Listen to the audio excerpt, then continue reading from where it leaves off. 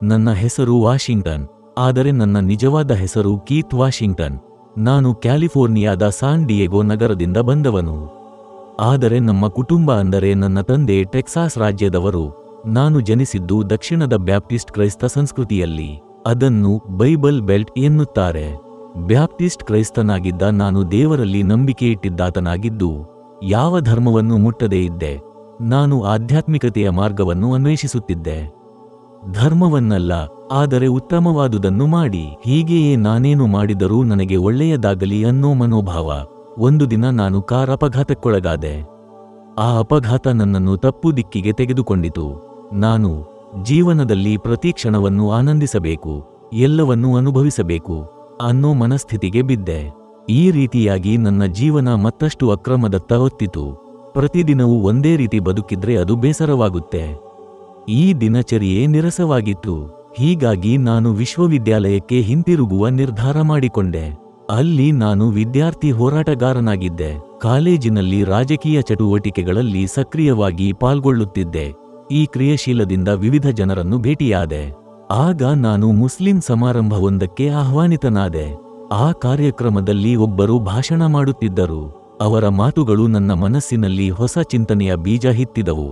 ಅಂದರೆ ಧರ್ಮ ಎನ್ನುವುದು ನ್ಯಾಯಕ್ಕಾಗಿ ಹೋರಾಡುವ ನಿಷ್ಠಾವಂತರ ಧರ್ಮವಾಗಿದೆ ಎಂಬ ಸಂಗತಿಯೇ ನನಗೆ ಅರ್ಥವಾಯಿತು. ಆ ಸತ್ಯ ನನಗೆ ತುಂಬಾ ಪರಿಣಾಮ ಬೀರಿತು. ನಾನು ವಿದ್ಯಾರ್ಥಿ ಹೋರಾಟಗಾರ, ವಿದ್ಯಾರ್ಥಿ ಸಂಘದ ಅಧ್ಯಕ್ಷ. ನನ್ನ ಕುಟುಂಬ ನನ್ನಿಂದ ದೂರದಲ್ಲಿದೆ. ನಾನು ಈ ಧರ್ಮವನ್ನು ಅಂಗೀಕರಿಸಿದರೆ ನನ್ನ ಜೀವನ ಶೈಲಿ ಸಂಪೂರ್ಣವಾಗಿ ಬದಲಾಗಬೇಕಾಗುತ್ತದೆ. ನಾನು ಈ ಎಲ್ಲ ತಪ್ಪುಗಳನ್ನು ನಿಲ್ಲಿಸಬೇಕಾಗುತ್ತದೆ. ನನ್ನ ಸುತ್ತಲಿನ ಜನರು ಕೂಡ ನನ್ನನ್ನು ಬಿಟ್ಟು ಹೋಗಬಹುದು, ಏಕೆಂದರೆ ಅವರಲ್ಲೂ ನನ್ನಷ್ಟು ಅಜ್ಞಾನವೇ ಇತ್ತು. ನಾನು ಈ ಸ್ಥಿತಿಗೆ ಹೇಗೆ ಸ್ಪಷ್ಟನೆ ನೀಡಬೇಕು? ಕಾಲೇಜು ಆಡಳಿತ ಮಂಡಳಿಗೆ ಹೇಗೆ ಮುಖಮುಡಿಸಬೇಕು? ನಾನು ಡೇಟಿಂಗ್ ಮಾಡುವುದಿಲ್ಲ ಎಂದು ಮಹಿಳೆಯರಿಗೆ ಹೇಗೆ ಹೇಳಬೇಕು? ಕುಟುಂಬದವರಿಗೆ ದೂರದಿಂದಲೂ ಇದನ್ನು ಹೇಗೆ ವಿವರಿಸಬೇಕು? ಈ ಎಲ್ಲಾ ಭಾರವನ್ನು ತೂಗಿ ನಾನು ಒಂದು ನಿರ್ಧಾರಕ್ಕೆ ಬಂದೆ.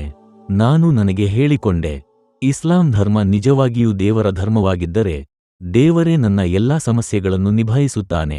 ಇಸ್ಲಾಂ ನನ್ನನ್ನು ಬದಲಾಯಿಸಿದ ಮುಖ್ಯ ವಿಷಯವೆಂದರೆ ನಾನು ಹಿಂದೆ ಸಂಪೂರ್ಣವಾಗಿ ಮುರಿದ ಸಂಬಂಧಗಳನ್ನು ಮತ್ತೆ ಬೆಳೆಸಲು ಪ್ರೇರಣೆ ಸಿಕ್ಕಿತು.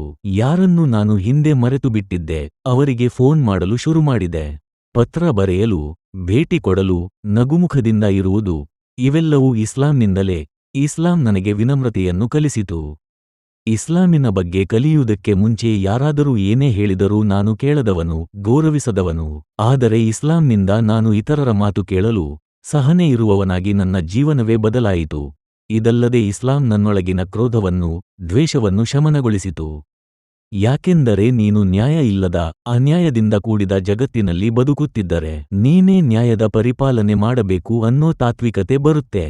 ಆದರೆ ಇಸ್ಲಾಂ ಏನು ಹೇಳುತ್ತದೆ ಎಂದರೆ ಪ್ರತಿಯೊಬ್ಬರೂ ತಮ್ಮ ಕ್ರಿಯೆಗಳ ಹೊಣೆಗಾರರಾಗಿರುವ ಪರಲೋಕದ ಜಜ್ಮೆಂಟ್ ಇರುತ್ತದೆ. ಆ ದಿನ ಯಾರೂ ತಪ್ಪಿಸಿಕೊಳ್ಳಲು ಸಾಧ್ಯವಿಲ್ಲ. ಅಂದರೆ ಈ ಜಗತ್ತಿನಲ್ಲಿ ನ್ಯಾಯ ದೊರಕದಿದ್ದರೂ ಪರಲೋಕದಲ್ಲಿ ನ್ಯಾಯ ಖಚಿತ. ಹೀಗಾಗಿ ನಾನು ಕಳ್ಳತನ, ತೀವ್ರತೆ, ಹಿಂಸೆ ಇತ್ಯಾದಿಗಳ ಅಗತ್ಯವಿಲ್ಲ ಎಂದು ಅರಿತುಕೊಂಡೆ.